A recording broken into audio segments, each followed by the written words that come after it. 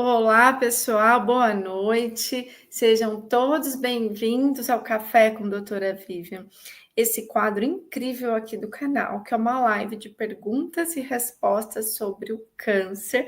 Estamos aqui ao vivo, transmitindo simultaneamente aqui do canal do YouTube e do canal do Instagram.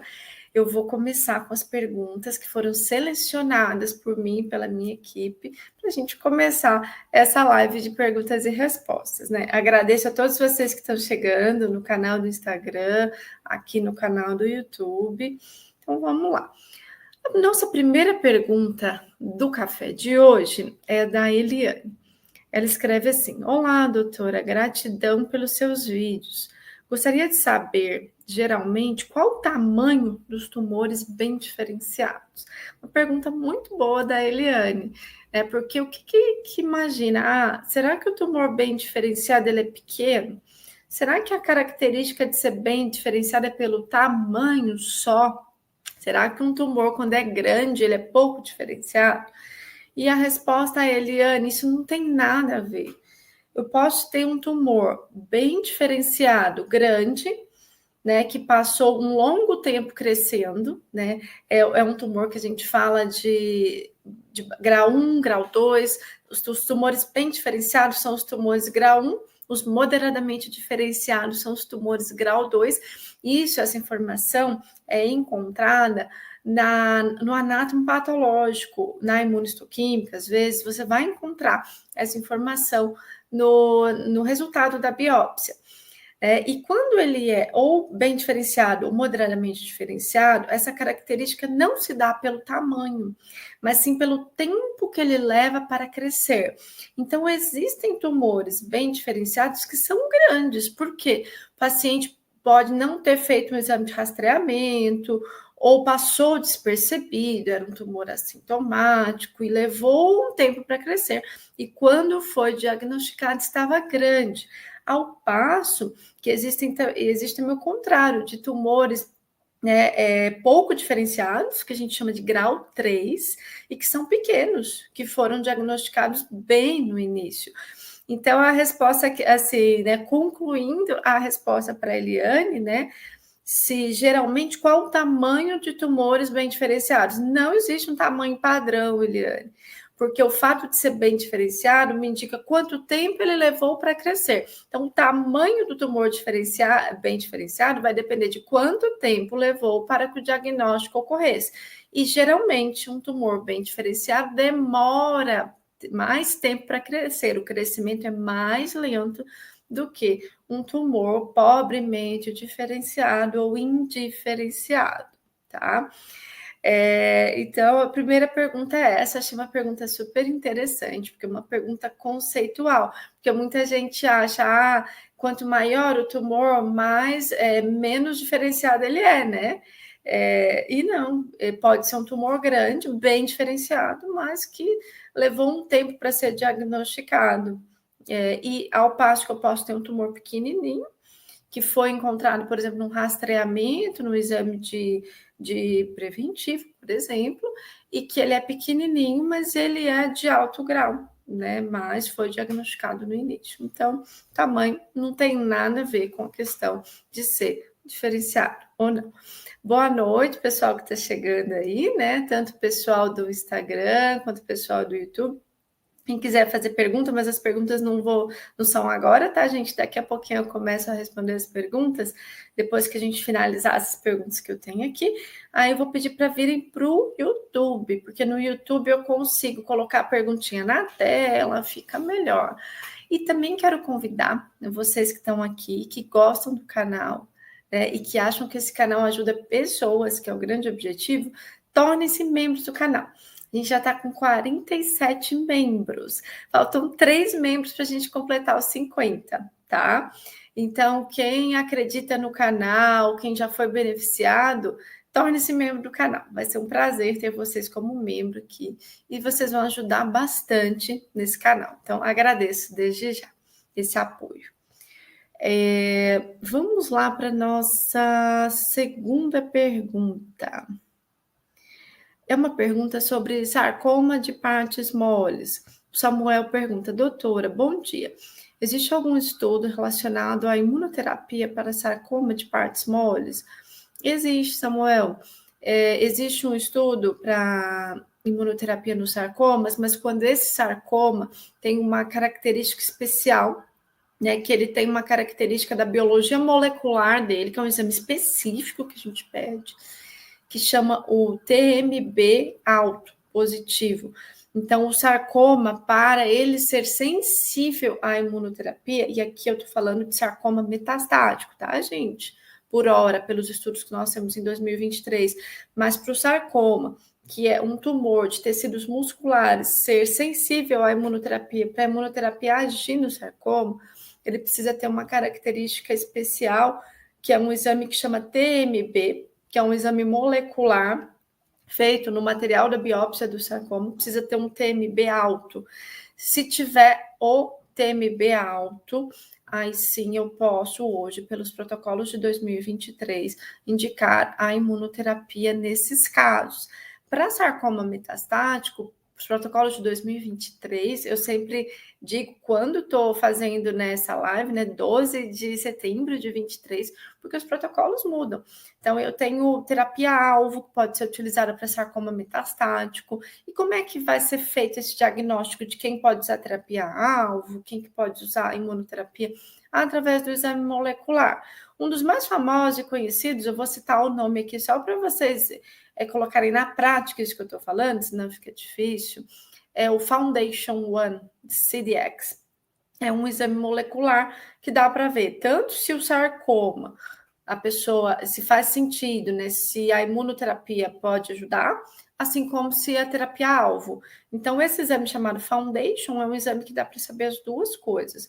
É um exame que vai pegar o tecido, a biópsia do sarcoma, não precisa fazer outra biópsia caso você tenha material, e vai mandar para análise molecular completa. E essa análise que vai mostrar se pode usar terapia-alvo ou imunoterapia.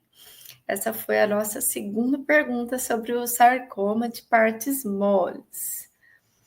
Vamos lá. Tem uma pergunta aqui, muito interessante, da Berenice, sobre efeitos colaterais da quimioterapia branca. Vou ler a pergunta dela para vocês. Estou fazendo a quimioterapia branca e tenho muita dor no corpo, horrível. Então, gente, quimioterapia branca é um termo leigo, é um modo leigo de falar, né? A quimioterapia branca, em geral, quando se diz quimioterapia branca, a gente está se referindo à quimioterapia com paclitaxel, com docetaxel.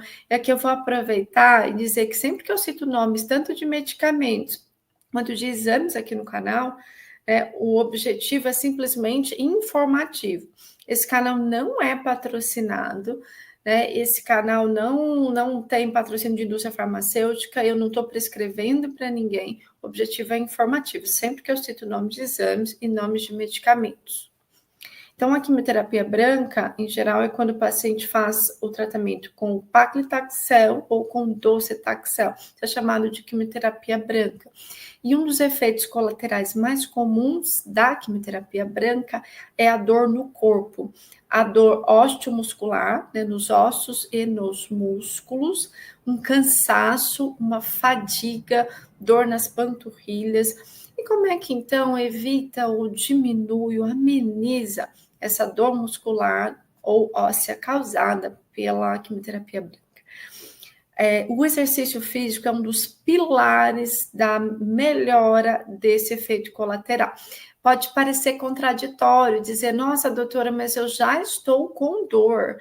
E se eu fizer exercício físico, vai piorar. É exatamente o contrário. Quanto mais parado você ficar, se está fazendo quimioterapia branca com dor osteomuscular, quanto mais parado ficar, mais dor vai ter. Quanto mais você fizer alongamento, exercícios aeróbicos como caminhada, transporte, ou exercícios de musculação ou pilates, menos dor você vai ter. Então, uma das formas principais e a base de tudo de evitar ou amenizar a dor óssea causada pelo tratamento a quimio branca é o exercício físico. Outra forma é a acupuntura. A acupuntura ajuda muito a amenizar a dor durante o tratamento do câncer de mama. Tem medicamentos também que podem ser utilizados junto com tudo isso, né? E a cannabis medicinal também tem um grande papel, né, que eu prescrevo para algumas pacientes que não conseguem controlar essa dor com exercício físico, acupuntura e analgésicos, existindo uma quarta opção da cannabis medicinal. Mas sim, gente, acreditem, a atividade física faz milagres, sim. Acreditem nisso e façam a sua parte. Eu sei que tomar remédio é mais fácil, sim, porque é difícil você entender que o exercício físico também é um remédio. Só que a partir do momento que você vive isso na prática e você nota as mudanças, aí você entende sim que o exercício físico é um remédio e que deve ser feito durante a quimioterapia. E que isso vai fazer melhorar muito a sua qualidade de vida. Foi publicado um estudo recentemente, agora em setembro de 2023, inclusive mostrando que pacientes com câncer de mama que fazem exercícios físicos regulares têm maior chance de resposta patológica completa à quimioterapia.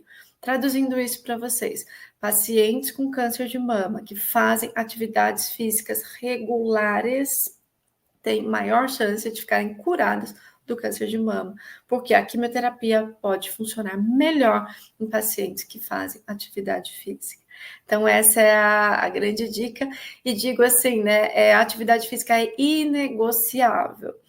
Eu faço todos os dias, hoje já fiz, e é uma questão de estilo de vida, é uma questão de mudança. Vamos agora para mais algumas perguntas aqui. Muito legal essa pergunta da Virgínia, sobre exames genéticos. E aproveitando, né, para quem ainda não me conhece, está entrando aqui nesse canal pela primeira vez, eu sou a doutora Vivian Koski, sou oncologista aqui em São Paulo, atendo em 2 consultórios, ambos aqui em São Paulo, um deles fica na Vila Mariana, o outro fica em Moema, onde nós temos uma clínica oncológica, onde fazemos os tratamentos oncológicos lá na clínica. O paciente não precisa ficar internado, nada disso. É uma clínica onde os tratamentos são feitos lá de forma completamente humanizada, com equipe multidisciplinar, com nutricionista, psicólogo. E além disso, desses atendimentos presenciais, hoje eu atendo pacientes pelo Brasil todo e por todo o mundo, através da telemedicina. Mas voltando à pergunta da Virgínia. Olá, doutora. Fiz a biópsia patológica molecular, que é exatamente aquilo que eu estava contando para vocês. O que é biópsia patológica molecular? Quando pega o pedacinho lá do tumor, a biópsia que se fez, e manda para análise molecular, que é essa análise para saber se a pessoa pode fazer imunoterapia, terapia-alvo molecular, essa análise aqui. Então, a Virgínia está contando que fez a biópsia patológica molecular, enviaram um pedaço do tecido para um laboratório de estudos genéticos. Daí disseram que não tem mutação genética. Esse exame de sangue específico, a que se refere? Tenho certeza que não fiz. Pode me dar detalhes? Então, gente, tem uma grande diferença. E até atendi uma paciente hoje no consultório que exatamente essa dúvida. Quando fala, gente, para saber se você tem uma mutação genética e que o câncer que você tem, o diagnóstico é genético, ou seja, você nasceu com uma mutação, aqui eu vou dar um exemplo, BRCA1 ou BRCA2, você nasceu com ela, você tem vários casos de câncer na sua família e você nasceu com essa mutação. Qual que é o exame que faz para saber se a mutação é genética, se é hereditária? É o exame de sangue ou de saliva. Quando eu falo que é um exame do tecido da biópsia, isso não é um exame genético. Isso é um exame no tumor, é um exame molecular, mas são coisas diferentes. Quando eu estou falando de fazer um exame no tumor, eu estou querendo ver se no tumor, naquele pedaço de tecido, tem alguma mutação do próprio tumor. E não é uma mutação genética hereditária, é uma mutação genética do tumor. Isso é complicado para vocês entenderem. Se der uma mutação genética no tumor, não significa que isso é hereditário. E para comprovar se é ou não hereditário, aí precisa fazer um exame de sangue, que é o teste germinativo, exame de sangue ou saliva para saber se a pessoa nasceu com aquela mutação, se ela é familiar, ou se é uma mutação somática que foi encontrada no tecido do tumor. São coisas diferentes. Em algumas situações, na prática, ambas servem para guiar os tratamentos. Mas para saber, por exemplo, se uma pessoa, exemplo, que tem câncer de ovário e tem a mutação do BRCA1, e essa mutação ela pode ter sido herdada pela família, não é o teste somático do tumor que é pedido, é o teste germinativo, que é o teste de sangue ou de saliva. Isso é um pouquinho complicado de entender, sim, mas são coisas diferentes. Então, aqui, o que eu posso dar de dica para a Virgínia? Virgínia, provavelmente o teste que você fez foi o somático, que pegou o tumor, o tecido tumoral. Né? Então, foi um estudo genético do tumor. E aqui você conta que não tem mutação no tumor, ok. Mas aí tem que avaliar o seu caso para ver se você precisa fazer um exame genético complementar, que é aquele de sangue ou saliva, que mostra que se você tem alguma mutação familiar herdada e que isso pode ter sido a causa do câncer. São coisas bem diferentes. Então, conversa com o seu médico sobre esse tema. Espero ter te ajudado nessa dúvida, que é uma dúvida difícil até de entender. E eu recebi uma paciente exatamente hoje com essa questão. Aí eu vou contar para vocês o caso só para ilustrar, né? Ela tem diagnóstico de câncer de ovário, fez diagnóstico de câncer de ovário com 35 anos. E aí ela chegou hoje para uma consulta de segunda opinião, com um teste do tumor, do tecido do tumor, um exame chamado HRD, que faz na biópsia do tumor.